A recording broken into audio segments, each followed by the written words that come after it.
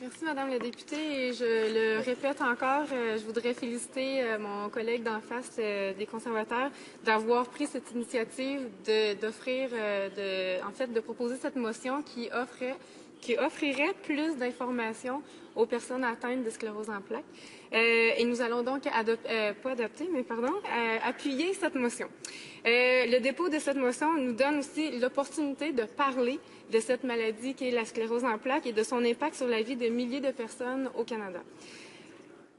Au Canada, c'est un des endroits les plus touchés par la maladie. D'ailleurs, on estime entre 55 000 et 75 000 le nombre de personnes atteintes. Ces gens espèrent que la science leur permettra éventuellement de guérir. On sait que la sclérose en plaques est une maladie du système nerveux central et qu'elle s'attaque à la myéline. C'est une couche qui protège les cellules du système nerveux central. Mais qu'est-ce que ça signifie pour les personnes atteintes de la maladie? De nombreux patients parlent de troubles de la vision, de raideur musculaire, de perte d'équilibre, d'une extrême fatigue et parfois d'une paralysie totale. Certaines personnes doivent se déplacer en chaise roulante. On sait qu'il subsiste encore beaucoup d'obstacles à la mobilité dans nos édifices, dans nos rues et dans nos maisons. Certains doivent rénover leur domicile, d'autres ont de la difficulté à se trouver un logement adapté à leur situation et certains autres doivent même vivre dans des centres de soins de longue durée. La vie de tous les jours n'est donc pas facile pour les gens atteints de la sclérose en plaques et les personnes qui vivent souvent avec ce handicap savent de quoi je parle. Pourtant, ces gens nous donnent des leçons de vie. La plupart des personnes souffrant de la sclérose en plaques continuent à travailler, à mener une vie active. Notre société doit donc les reconnaître et mieux les intégrer. Prenons l'exemple de M. Denis Baribeau de Montréal. Comme chez la plupart des personnes souffrant de sclérose en plaques, la maladie s'est déclarée très tôt dans sa vie. M. Barbeau a su à l'âge de 26 ans qu'il avait la sclérose en plaques. Il sortait alors de l'université et s'apprêtait à entrer sur le marché du travail.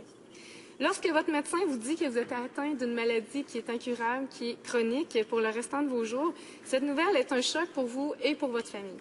Lorsque vous perdez des capacités physiques, elles sont perdues à jamais. Chaque poussée de sclérose en plaques vous enlève un peu plus de votre mobilité et vous laisse avec des séquelles permanentes et invalidantes. C'est difficile d'accepter une telle réalité. Pourtant, les personnes atteintes de la maladie continuent de se battre, de mener une vie des plus normales possibles et M. Baribeau continue de travailler, en plus de sensibiliser notre société à la maladie. Il est difficile, par contre, de rester actif et d'avoir une qualité de vie, surtout pour ceux qui ont besoin de médicaments et qui ne peuvent se les payer. Des médicaments existent présentement, ils agissent surtout sur l'activité du système immunitaire. Certains médicaments ralentissent la progression des incapacités, alors que d'autres visent à maîtriser les symptômes. Mais ce sont souvent des produits pharmaceutiques dispendieux et il en coûte parfois jusqu'à 30 000 par année pour obtenir ces traitements. Ceux qui n'ont pas d'assurance médicaments ne peuvent même pas s'offrir ces traitements. Madame la Présidente, la première partie de mon intervention visait à aider mes collègues députés à se mettre dans la peau des personnes vivant avec la maladie de la sclérose en plaques, mais aussi à démontrer à quel point il est urgent de trouver des solutions. Depuis quelques années, donc, comme le disait mon collègue d'en face, de nombreux chercheurs ont consacré toute leur énergie à trouver une solution à cette maladie. Une des percées jugées importantes par la communauté scientifique porte sur l'insuffisance veineuse céphalo-rachidienne chronique, ou l'IVCC. Le terme a été utilisé pour la première fois par le Dr Paolo Zamboni de l'Université de Ferrare en Italie. Le chercheur s'est aperçu que les veines du cou et de la tête chez certains patients atteints de sclérose en plaques étaient obstruées ou rétrécies, ce qui entraîne une incapacité de ce système à drainer efficacement le sang du cerveau et de la moelle épinière. La phlévoplastie a été proposée comme thérapie possible pour les patients. Ceci consiste à insérer un cathéter, un tube, dans une veine obstruée et à gonfler un ballonnet pour dilater la veine. Ce traitement semble donner des résultats chez certains patients qui ont dit avoir retrouvé la sensibilité de leurs membres et une certaine mobilité. Plusieurs études sont en cours au Canada et ailleurs dans le monde pour confirmer les résultats des recherches dans ce domaine. La Société canadienne de la sclérose en plaques, en collaboration avec son homologue américain, mène présentement des études. Depuis, le gouvernement fédéral a décidé de financer des essais cliniques de phase 1 et 2 sur l'IVCC. L'idée est de déterminer si oui ou non il y a un lien entre les anomalies veineuses et la sclérose en plaques parce que, pour l'instant, les études, les chercheurs ne s'entendent pas sur le lien à faire entre le traitement de l'IVCC et la sclérose en plaques. Pour l'instant, les médecins et la communauté scientifique n'ont pas toutes les données pour comprendre l'IVCC et pour offrir aux patients des traitements sûrs et efficaces.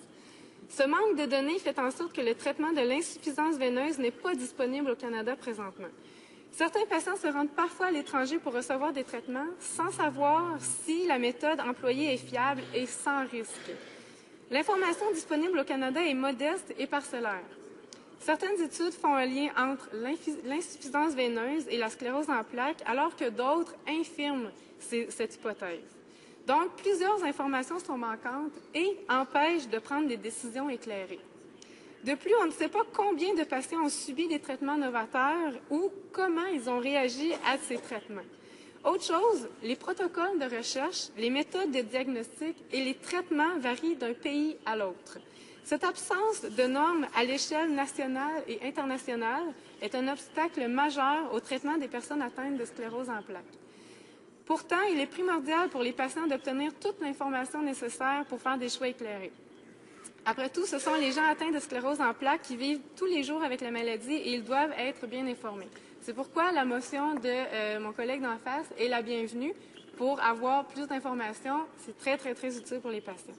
Donc, il est crucial que le gouvernement conservateur travaille avec les scientifiques afin d'obtenir les informations les plus précises et les plus justes possibles pour les patients et leurs familles.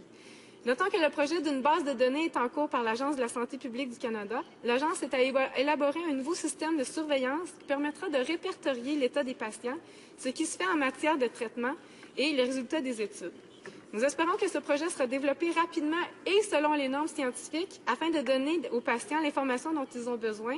Et il y a longtemps, en fait, que ça aurait dû être fait étant donné que le traitement a été publié et diffusé en 2009. J'aimerais aussi rappeler au gouvernement l'importance de permettre à la population d'avoir accès le plus rapidement possible aux données scientifiques de l'insuffisance veineuse. Le gouvernement fédéral a annoncé en juin dernier qu'il finançait des essais cliniques de phase 1 et 2, mais nous n'avons toujours pas d'informations sur le protocole de recherche, sur l'échéancier ou le nombre de participants. De plus, il serait important de rappeler à ce gouvernement que toutes les phases des essais cliniques devront être complétées pour avoir des résultats fiables. Il existe 4 phases et nous en sommes présentement à financer les 2 premières seulement. Nous aimerions avoir plus de détails sur ces essais, mais comme vous le savez, il est toujours difficile d'obtenir des réponses claires de ce gouvernement. Madame la Présidente, j'aimerais rappeler donc à quel point il est important de consacrer les efforts à la lutte contre la sclérose en plaques. Et puis, les personnes atteintes de la maladie, leurs familles et toute la société canadienne ont tout intérêt à trouver les réponses scientifiques à cette maladie. Faisons preuve de leadership. Nos chercheurs canadiens ont toutes les compétences pour obtenir les résultats que nous attendons avec impatience. Et donc, merci à notre député d'en face de faire la promotion de l'information. Tant que les scientifiques s'entendent, nous allons appuyer cette motion. Resuming debate, the honourable member for Vancouver Centre. Speaker, please do excuse my voice. I have laryngitis and it may not last, but I will try. As you know, and as everyone here knows, about 75,000 Canadians are living with MS. And this is a disease that is actually characterized by episodes where people are stable and by other episodes where they have acute episodes that cause them to lose more of their mobility and to become sicker. But the point is it can be a very long-term disease in that the ability for some people to have frequent episodic acute phases or not is an individual variant. There doesn't seem to be any way of telling who is going to have more episodes and whom. So that the knowledge that you're living with a disease that could come, that could go, that could come more often